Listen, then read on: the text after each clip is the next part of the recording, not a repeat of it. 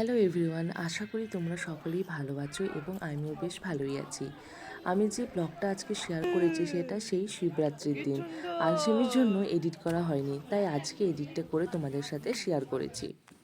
তো আমি ঘুম থেকে উঠে পড়েছি, তো বাইরে গিয়ে দেখি ভালো ওয়েদার রয়েছে। তো কপিরাইটের জন্য আমি কোনো গান দিতে পারছি না, তো যাই হোক। তো ঘুম থেকে উঠে দেখি মা সব কাজ করে নিয়েছে, যেহেতু আজকে শিবরাত্রি।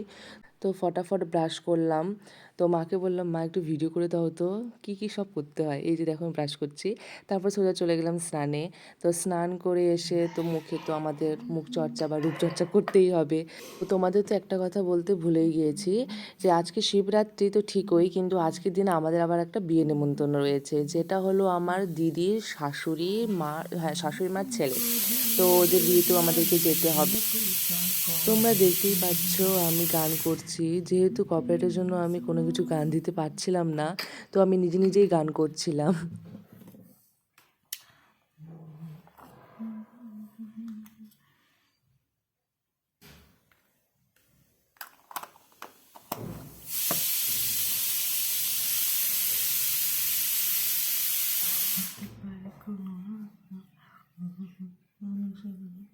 আমি ছাতা নিয়ে দাঁড়িয়ে, তুমি দেখলে নাও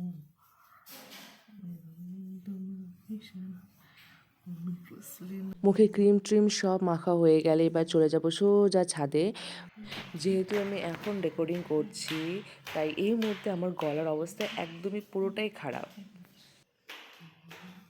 এই যে আমি ছাদে চলে আসলাম, ছাদে আমার জামা কাপড় শুকোতে দিচ্ছিলাম। তারপর দেখবি তোমরা, আমি এখন একটু নকশা করবো। হ্যাঁ, দাঁড়াও। এই যে টুকি মারলাম, যাই হোক। তারপর তো চুল শুকাচ্ছিলাম, যা রৌদ্র দিয়েছিল মনে হয় যে, মানে আমার মনে হচ্ছিল যে গরমকাল পড়ে গেছে, বেশিক্ষণ ছাদে থাকাই যাচ্ছিল না। তারপর সোজা নিচে চলে আসলাম, নিচে এসে আমি শিবের মাথায় জল ঢাললাম। মা আমাকে বলে দিচ্ছিল কি কি করতে হয়, তোমরা দেখতেই পাচ্ছ। আর এটা হলো আমাদের ঠাকুর বাড়ি।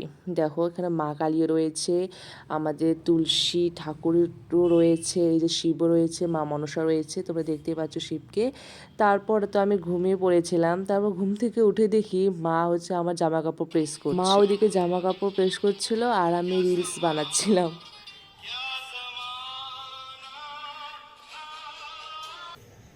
এই যে এটা হলো আমার লুক, এই চুড়িদারটা পরেই আমি বিয়ে বাড়ি যাবো। তো আমি এখানে একটু পোস্ট টোস্ট দিচ্ছিলাম। এই যে আমরা সোজা চলে গেলাম এবার বিয়ে বাড়ি। দেখো কি সুন্দর ডেকোরেশন করেছে। এই যে আমার পাপার সাথে দেখা হয়ে গেল। তো এখন সোজা ভিতরে ঢুকছি, ভিতরে গিয়ে তোমরা দেখতে পাবে আমার দিদিকে। ওই যে গোলাপি রঙের দেখতে পাচ্ছ, এই গোলাপি রঙের যে লেহেঙ্গাটা পরেছে, ওই যে ওটা হলো আমার দিদি। তো ওরা পকোড়া খাচ্ছিল, আমি খাইনি। পকোড়া আর ফুচকাও করেছিল, বাট আমি খাইনি। তো আমি সোজা ভাতই খাবো। তো দেখো গাইস, পাপা এত ছোট, মানে আমরা যেটা খাবো ওটাই ওকে লাগবে। ওর নিজের খাবারটা খাবে না, কিন্তু আমাদের খাবারটা খাবে। দেখো তোমরা দেখতেই পাচ্ছ কেমন পকোড়া খাচ্ছিল। তারপর আমি ভুলে গেছি যার বিয়েতে এসেছি তারে তো ভিডিও করিনি। ওই যে দেখো ওটা ওটা বোনে। মাকে বললাম আসো একটু ভিডিও করি। তারপর আমরা সোজা চলে গেলাম খাবার প্যান্ডেলে। তোমাদের সাথে শেয়ার করাই যাক কী কী আইটেম করেছে বিয়েবাড়িতে। প্রথমে দিয়েছিল কি রাধা পল্লবী আর কাবলি ছোলার স্যালাড দিয়েছিল, তো ওটা আমার খুবই ভালো লেগেছে। তো ওটা দিয়ে আমি খেয়ে নিলাম। খাওয়ার তারপর দিয়ে দিল বেগুন পকোড়া, তারপর ভাত ডাল, এই যে ঘন্ট, তারপর মাছের মুড়ি ঘন্ট বলে যেটাকে, তারপর মাছ দিল, মাংস দিল। এই যে আমি খাচ্ছি, ভাইকে বলে আমার একটু ভিডিও করে দিয়ে, আমি খাচ্ছি।